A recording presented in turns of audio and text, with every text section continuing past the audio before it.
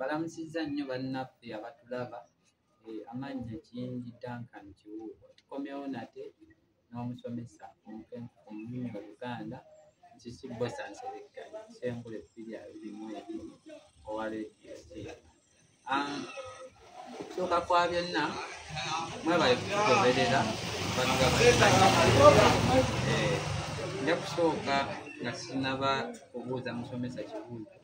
Nja kusooka okwanjula obutabo bwaffe buno obwatuwandiikibwa omusomesa omukenkufu mu Luganda Nsibye Nsereka. Tulina dictionary y'Olulasangeye. Dictionary eno nga bwe mugiraba ya 10,000 erimu bingi nnyo bisaana n'ogigulako n'osobola okusoma ebigirimu.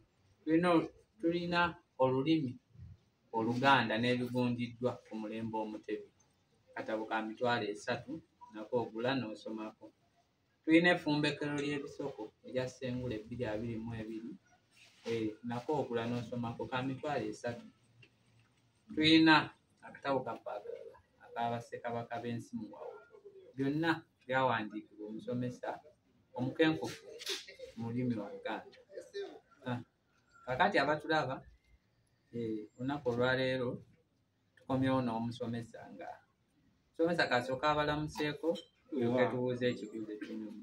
Waawo neeyanziza nnyo neeyanzige muganda wange Kiyingi Kiwuuwa Duncan olw'okuba nga mu butuufu ompeereza ekikanduzo okusikaasikanya effumbekero eri wagamidde mu kawolongojjo. Kale nno nammwe mbategeeza nti tugguse buseke embubbu emenyeka, tugoye bumale obusonzi bukeerewa okulambulula byonna ebikutte etimba n'emigadde.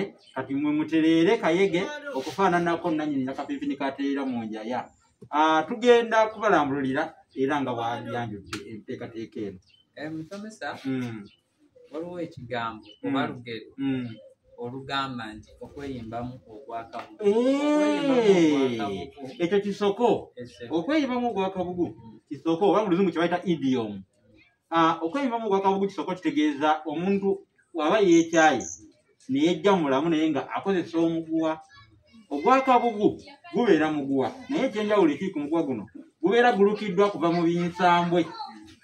Ebinsambwe omuguwa ogukolebwa mu binsambwe mu Luganda gwe tuyita omuguwa ogwakabugu.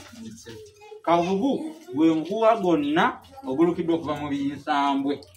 Nolwekyo kwe bakijja gy'oli waba yeetuze n'omuguwa n'ava mu bulamu obw'ensi tugamba nti yeeyimbyemu amakulu nti yeeyambazza ogwakabugu omuki omuguwa.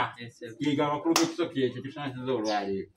Naye nga nange abantu bagamba nga tonnansiibula musubscribinga ku mukutu gwaffe ogwo Olulasangeye. Manyi abasinga beebuuza nti nga njogerera mu masiki nange nagwa mu batemu baali banzise era nga bannyo essaawa zino nina obulumi muno tebola mbeera mu masiki ebiseera ebisinga naye ate tuli mu kusonda nsibi tulabe nga amannyo gano tugazzaawo. Naawe bw'ali eyo omugoberezi waffe omuyizi waffe agoberera ennyo ng'oyigira ku mukutu guno oyinza okubaako kyogamba kyonna kyonna nga nti musomesa tulina okubaako gye tukwatirako liko 0788599343. Ate alina ekwatisaako oba baagala okuyiga olulimi Oluganda era bayita ku ssimu yeemu ne bajja ne basoma. Tweyanza nnyo tweyanzeeke musomesa waffe.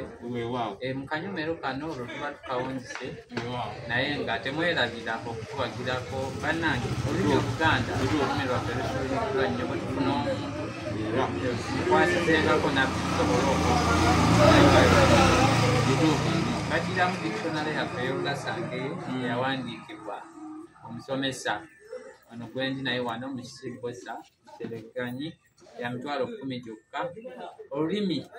Olulimi Oluganda n'ebigundiddwa ku mulembe guno Omutebi, katabo nako kaakano ka 3,000 gyokka. Tulina Abassekabaka b'ensi muwawa nako kaakano ka 3,000 gyokka. N'effumbekero ly'ebisoko erya Ssengule 222 tweyanziza tweyanzeeke.